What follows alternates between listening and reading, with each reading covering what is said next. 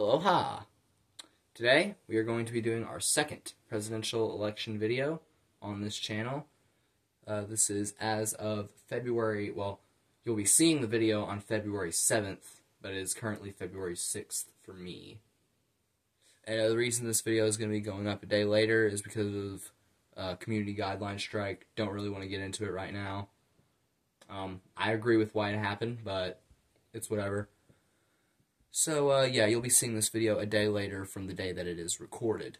But we're not here to rant about that.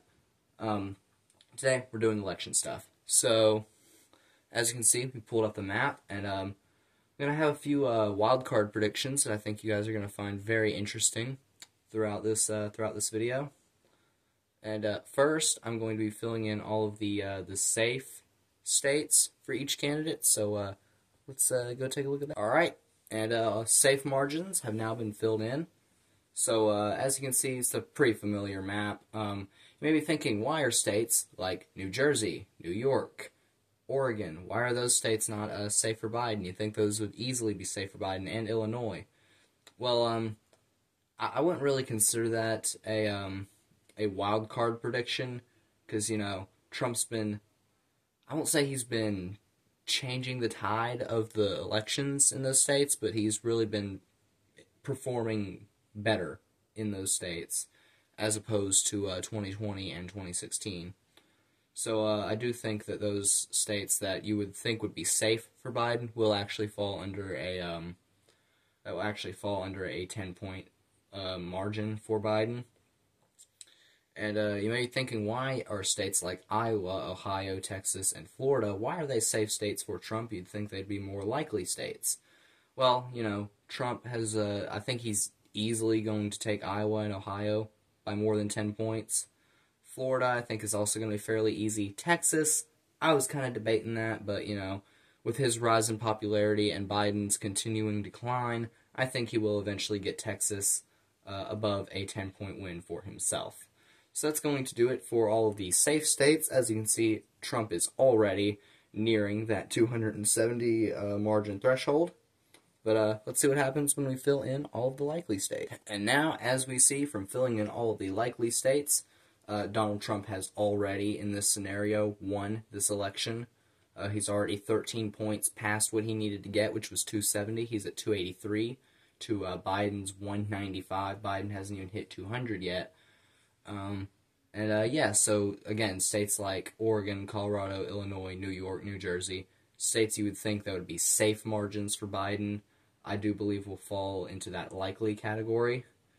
And states like Nevada, that people think would be a lean victory for Trump, I've listed as a likely victory, because again, Trump is increasing in popularity, and Biden is currently decreasing, so the margins will be slightly more in favor of Trump by the time we get to the November 5th election.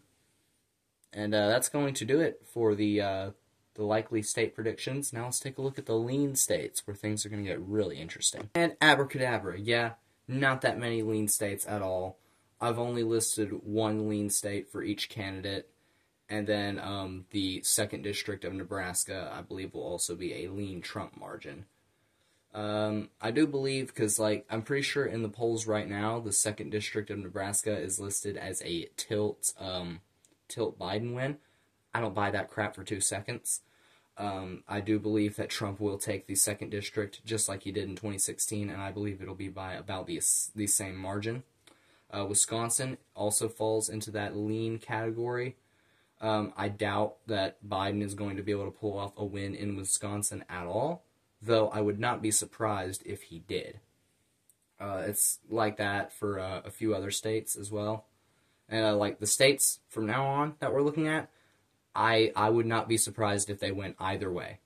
Yes, even with states like Minnesota and New Mexico and Pennsylvania, where you would think, oh, those are easy to determine. Well, maybe not Pennsylvania, but, you know, Minnesota, New Mexico, you're thinking, those are easy Biden, right?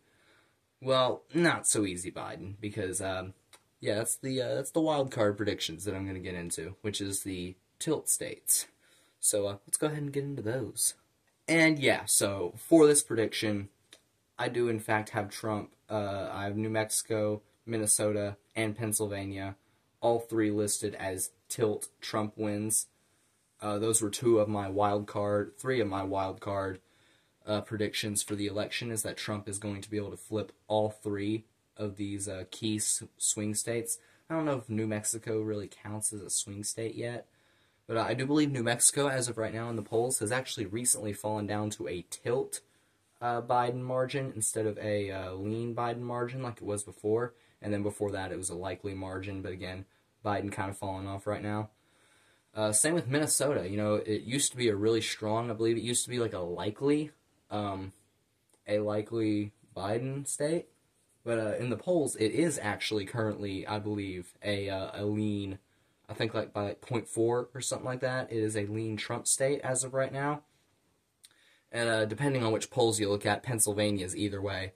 I've seen it listed as tilt Biden. I've seen it listed as tilt Trump. I've seen it listed as lean for both of those guys as well. So I believe Pennsylvania is going to be the biggest wild card in this election. I think it could honestly go either way at this point. But again, as Trump's popularity continues to grow and Biden's continues to decline, maybe we'll see some of these states kind of solidify themselves.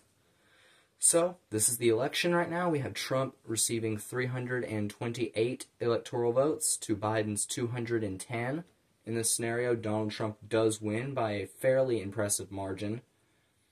And so, that is going to do it for this election prediction. See y'all guys in the next one.